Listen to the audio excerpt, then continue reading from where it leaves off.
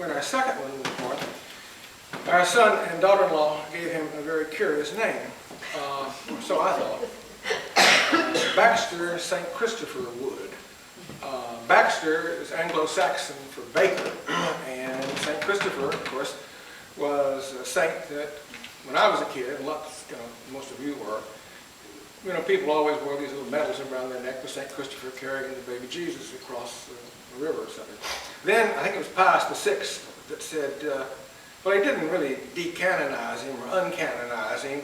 He took him out of the feast days of saints, in a sense, he didn't really exist. But so what? Is that any reason to take a saint out? He doesn't exist. I mean, isn't religion supposed to be based on faith? Anyway, so our son and daughter-in-law are about as religious as Carol and I too. But anyway, it's nice to have St. Christopher in there as a name. So I wrote a poem about it. Not about their naming him, but about, well, the title of the poem is The Translation of Atlas. And if you remember, in Greek mythology, Atlas carries the world on his back. And Atlas was this central sort of figure in mythology until then we had St. Christopher who carries Christ on his back. So it's like the world too. It's a very tiny little poem. The Translation of Atlas, from Baxter St. Christopher Wood.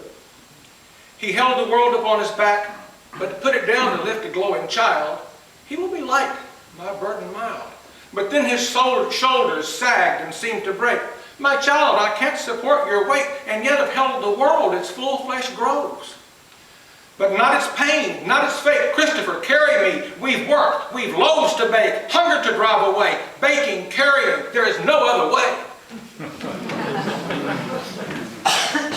So, I decided that I should set that poem to music. You know how it is when you have one child or grandchild, and then you do something for them. You have to do something similar for the other one.